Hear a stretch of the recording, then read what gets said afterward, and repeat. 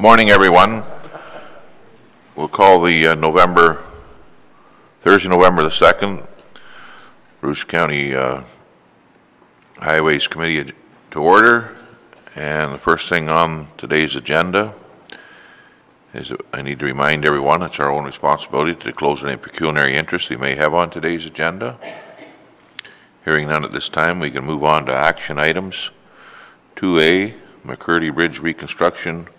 And we'll ask Mr. Knox, our engineer, to lead us through this presentation. Thank you, Mr. Chairman. If we recall that we met on October 19th and identified that we've been doing a lot of work on McCurdy Bridge, that we've closed tenders. We had received 6 tenders.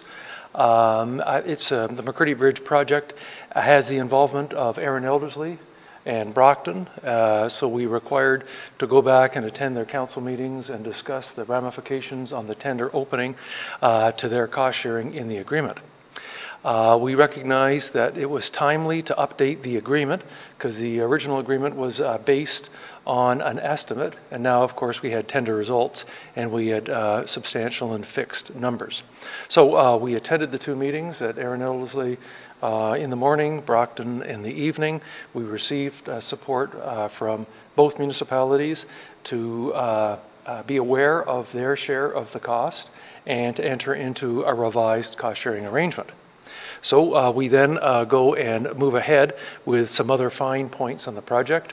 There's a number of parcels of land to be acquired, 2 very large parcels that it was clear that we should receive that we introduce a bylaw to authorize Warren and Clerk to sign the documents upon which to purchase the land. So the first item before you is to recognize 2 large parcels of land, both about 3 acres in size. And there was a value to them. Let's move on. A value to those lands that we had dealt with in an in-camera meeting some time ago. So, Mr. Chairman, the first item had been the land purchase and authorizing bylaw to facilitate the execution of documents with a number of reference plans because there had been some old and new parts on the reference, some old plans and new plans upon which we were buying the land. Second item is to recognize that the county's cost for the entire project, which is identified on the second page of the report, is going to be in the amount of $3.6 million, of which we have incurred about $100,000 cost up to the engineering stage. Consequently, our budget for the future, 2018-2019 being a 2-year project, would be around $3.5 million. Our number in the future had been a budget value of about $3 million. So we have looked at our long-range bridge plan, and we are able to have the $3.5 million budgeted into 18 and 19 and still remain within the the reserve value that we presently have for bridges in general. So we naturally in purchasing, once we exceed the budget, we require acknowledgement of committee and council. So we bring that to committee's attention. The next item is the awarding of the job, and with moving funds around to obtain sufficient funds to award the project. It's certainly wise to identify that we wish to award the project as well. One probably allows the other, but it makes sense to identify it in the report for the flow of the report, land purchase, the cost, ramifications on the county, and then the award. So we're recommending of the 6 tenders that we award to the low tender being Owen King Construction of here in Walkerton. Finally, Mr. Chairman, in order to move the ball ahead in terms of organizing contract administration on the project, we approached the consulting engineer who had done the design, BM Ross, and inquired of them if they had an estimate for the contract administration portion of the job. And their total value was about $225,000, apportioned between local municipalities and county, as you see in the cost breakdown. And naturally, we're finishing off the land purchase. We've got the agreement, the two major agreements in place, and the 2 landowners are very aware of what we're doing, and we have a system in place upon which I think today they're coming in to sign the very final documents, not the agreement, but the final documents to see the transfer of the property.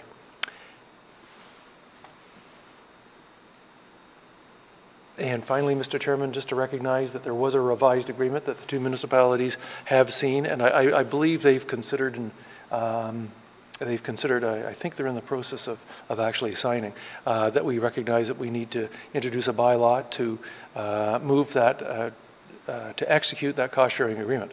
And finally, to repeal the old bylaw for the old agreement. That would be the report, Mr. Chairman. Thank you, Brian. There is a recommendation, which I'll read and see if we get a mover in a second. The recommendation reads that a bylaw be introduced to authorize the engineer to execute all closing documents necessary to effect the acquisition of 2 large parcels of land designated as Parcel 1, Parts 2 and 4 of Reference Plan 3R 10026, and Parcel 2, Part 1 of Reference Plan 3R 10026, and Part 1 of Reference Plan 3R 9771 to facilitate the reconstruction of the McCurdy Bridge, and authorizing the county to pay all legal costs, including the seller's legal costs and any HST associated with the same. That the county's portion of the total project costs in the amount of $3,601,761.47 be funded from the Bridge Reserve, and that the McCurdy Bridge reconstruction contract be awarded to the lower tenderer, Owen King Construction Limited, and that the contract administration for the McCurdy Bridge reconstruction be authorized to B.M. Ross and Associates of Godrich, and that the bylaw be introduced and authorize the warden and clerk to execute the cost-sharing agreement between the municipalities of Brockton and Aaron Ellerslie and the County of Bruce, and that bylaw 2016-053 be repelled. Do you have a mover for that motion? Moved by Dave, seconded by Ann. Any discussion on the motion? Ann? Yeah, so somehow is this, so that $225,000 for the engineering to overlook things, is that part of the total cost? Yes, it is, and that's just an estimate. And past practice has been it's an estimate of cost, and we pay actual time, the engineer's time. And in many cases, they run substantially lower. So whereas the engineering component, as you can see on the price range, was $125,000 on a $4.5 million project, they've come up with a figure of about 5%, it would appear, for the contract administration. And their engineering costs their actuals were less than their original estimates. So it is an estimate from the engineers.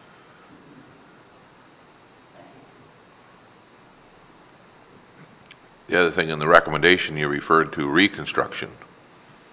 The McCurdy Bridge I don't see where you're reconstructing anything. A good debate. Well, we had replacement for many years, and then it was felt inappropriate because we're not really replacing it. So then we thought we would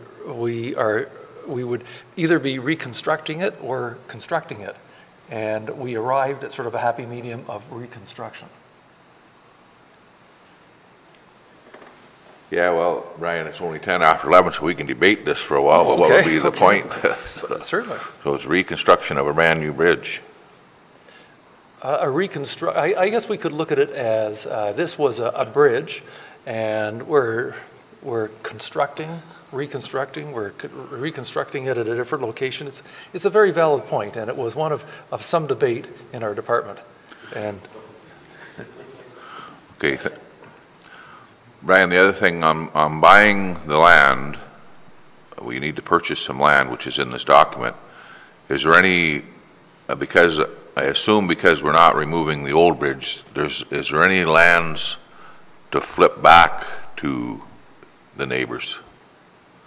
Like, is there any lands that are presently the county's going back to the adjoining landowners? Excellent point. Yes.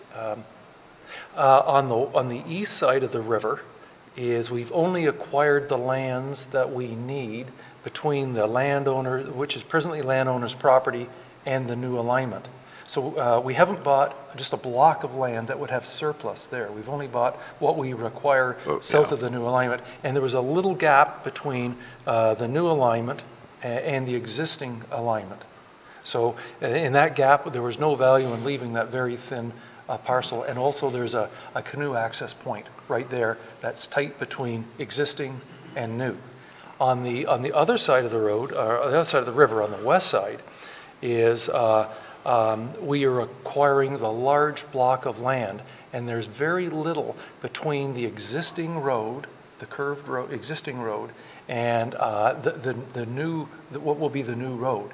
Like there will be a very modest amount left, and we have to put a curve and access in that block to get back onto the old road alignment, since we're not having the entire old road alignment retained, because that would mislead people as to which way they went when they were going eastbound, approaching new and old alignment. So yeah, I believe the answer is it was thought at this time that there wouldn't be surplus lands to return to the landowner. Certainly not meaningfully, that would be part of a field.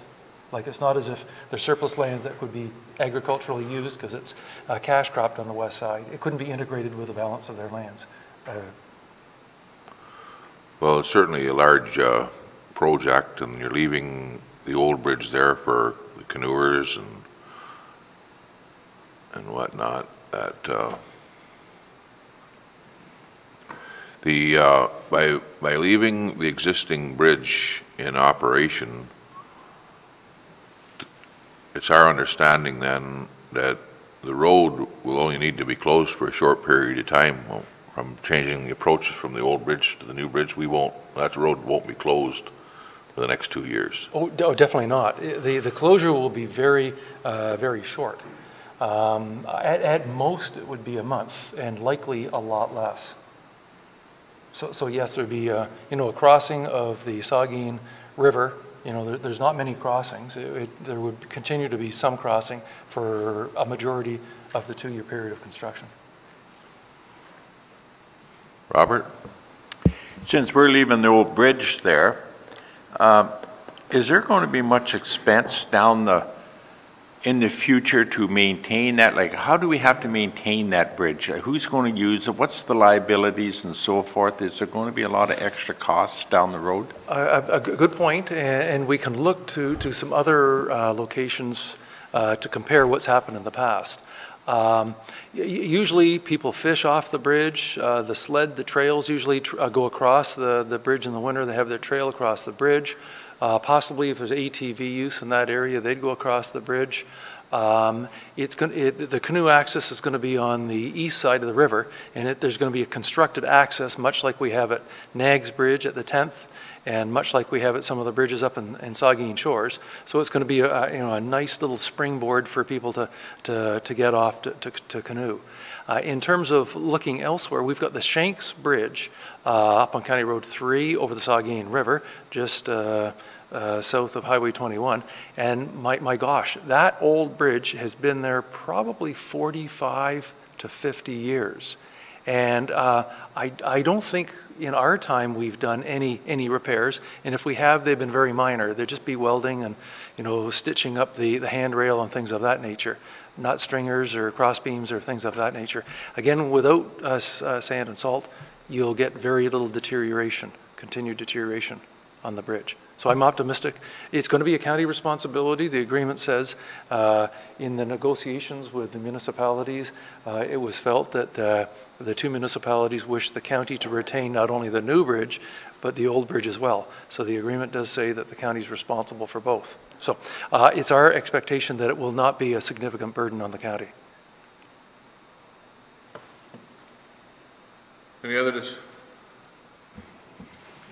Any other discussion on the motion?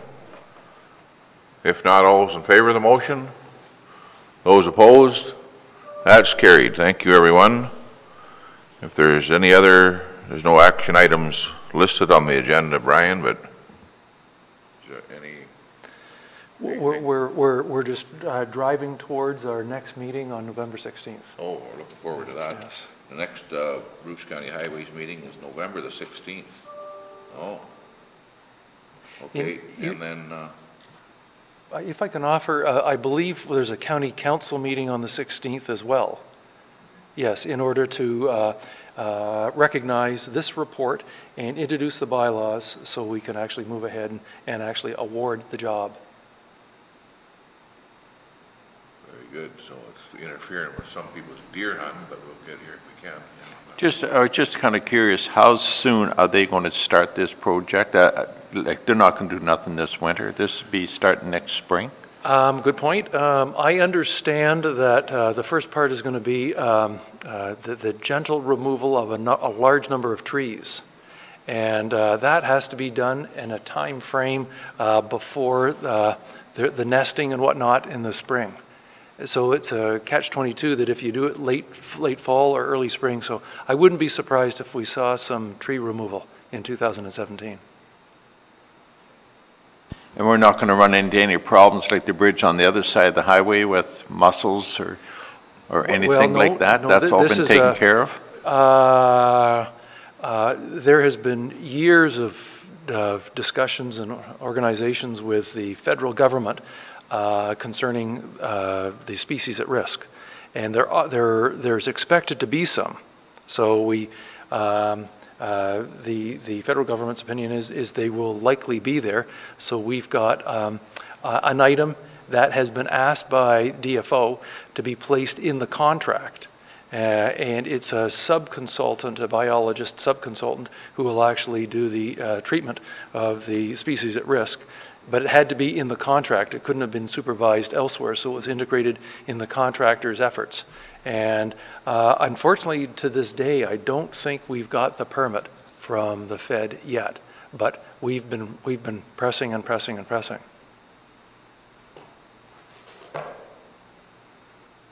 Nothing further for the good of the highways. We'll, again, the next meeting is November the 16th, and we'll look for a motion to adjourn. Moved by Ann, second by Bob. We're adjourned.